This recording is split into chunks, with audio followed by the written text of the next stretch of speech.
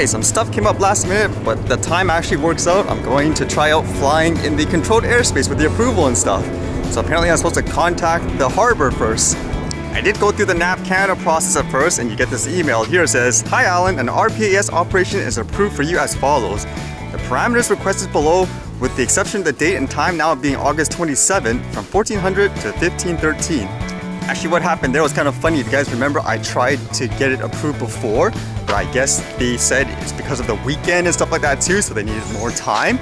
So instead they asked me if there was another date I could do it. At first I just said this day today, just to see if they would do it, and funny enough, they approved it in about like what, maybe 2 hours right after, like I replied to a direct email. And it says, immediately before flying, contact the tower at the number, report any flyaways to the tower, and inform the tower when done flying. So let's see what happens. I'm actually unsure if, because this process is fairly new and all that with the NAV Canada stuff, that they already tell them ahead of time, okay, this guy is gonna have like this number, give it to them. Like I don't know exactly what information they want specifically, so I just brought the whole thing basically from the form.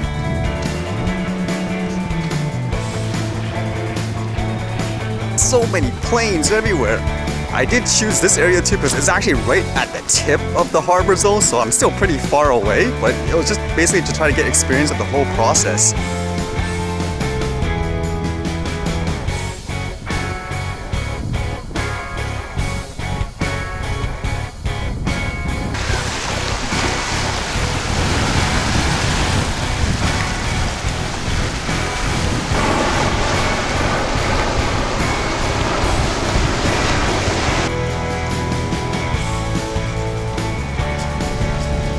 Alright, let's try this phoning.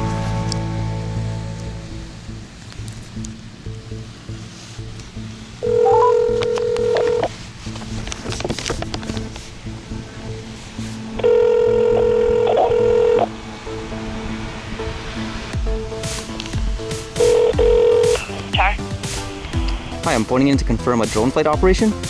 Oh, okay, I'll just have to put you on hold for 1 second. Okay.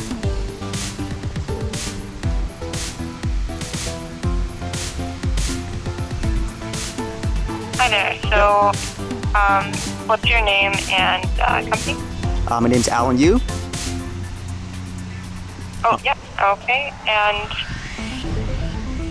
was this for the 22nd? Yes, today. Oh, okay. Today's the 22nd. Perfect. Yep. Okay. So, out at Kit Point, not above 400 feet above sea level. Yep. Not beyond 0.1 nautical mile. Yep. It'll be ground level, correct? Yeah, sea level, but Yeah. pretty much the same there. Yeah. Okay. And your phone number is Yes. perfect, and it's between 2 and 3:30. Yeah, probably be sooner. Okay, and you'll be done sooner? Yeah, I'll be done sooner probably. Okay, and just give us a call when you're down. Okay, sounds good. Okay. Okay, bye. Okay, that was easy. They had all your information pretty much. Actually, the one funny thing was she said above sea level at first, even though it technically is the same thing. The first thing in my mind was above ground level. It's kind of the same thing, like, oh, it's kind of the same anyways. Because it does make a difference depending on where you are, I guess. There I was with all this information, with all the coordinates and everything like that, just to make sure in case they need it. But I guess that's a good thing that they actually had it. It's just kind of funny when they answered the phone, I guess immediately it was like tower. It's like, okay, just say your name and stuff like that, I guess. This is the type of stuff they don't teach you basically from what I said in terms of the training and the ground school and stuff. They should actually make you go through all this stuff if you're paying those high fees and all that, in my opinion anyways. That's the best benefit for people, to learn how to do things properly. So hopefully you guys are learning with me as well as I do this. Actually, one thing too with that conversation, since she was saying, oh, on August 22nd, like I was saying, today's August 22nd, are you supposed to phone in right before you fly, as I said? It almost made it sound like you should, or could, confirm it way ahead of time, like with the, I guess, the tower and stuff like that. I don't know if you should do that.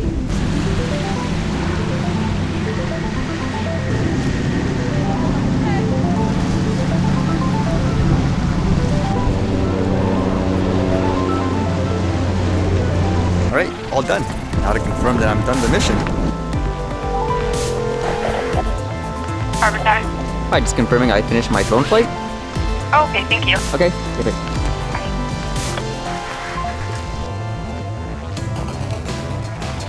Overall, I think the process was pretty straightforward. The only thing that was a little weird, I guess, even the beginning, the ass name, company, it just feels like the process is a little too much, I guess, just for like a regular capture, like for an average individual. Because funny enough, even though I have the advanced license and all that, it's structured in a way you're such a commercial operation, so to speak. But in situations like that, it's really straightforward, in my opinion anyways, with the way a person like myself is flying it, if they're flying it for recreational. As well, again, I have to phone the emergency number, which makes me feel a little odd because I'm guessing they don't really have like a structure for drone operators because they're treating it like a manned aircraft in many ways. It just feels like you're taking their time away as well on more important matters. They just need something really simple in my opinion. And again, it makes more sense to me anyways, where if there's a height restriction where there should be no planes at all within a certain distance, maybe you should just enable, like if you want to say advanced people to fly in that way or even recreational, just say if you want to go over that height, then make sure you go through all the process and all that. Or is that a little too risky in people's mind? The whole process feels very professional, I guess you could say. Like I said, with the NAV Canada, when the original date wasn't able to go through, they basically asked, is there another date that would work? And they basically accommodated to it like pretty quickly. And then with this, phoning in, they have your info, so it's pretty straightforward and simple in that sense. To me, it's just again, whether or not it can be improved in a better way where again, where it's not a manned aircraft. From doing this for the first time too, it just makes me think how having some kind of low altitude authorization request, like instantly, I guess like what they have in the US, just makes sense in so many ways. I mean, kind of like that kite or whatever you want to call it flying in the air, I don't think that plane should ever come that low.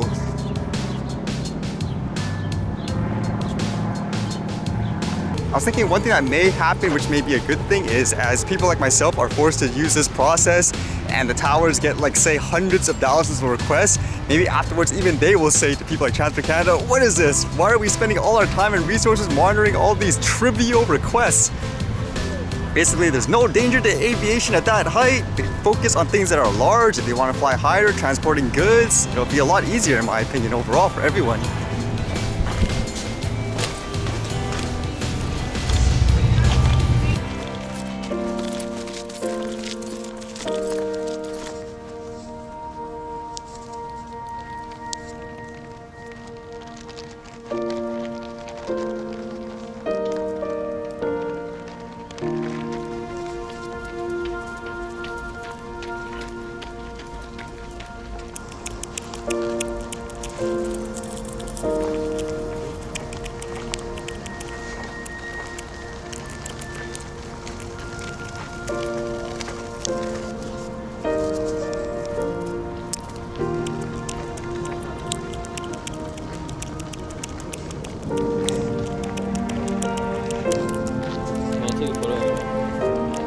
Comes up to you. If I can get close enough. Yeah, because I see him like every day, so.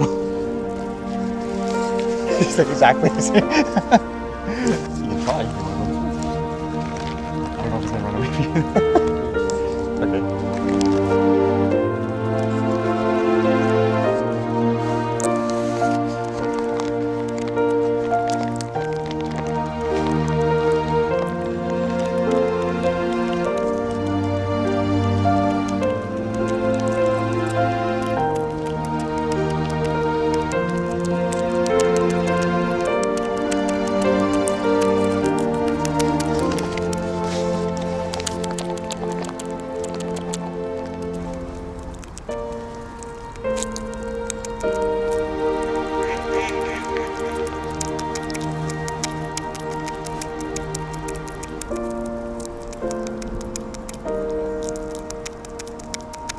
That's actually a good example too, where a lot of people when they try to take videos or photos of the squirrels, they actually run away. So they have to kind of get used to you there to get those kind of shots and all that.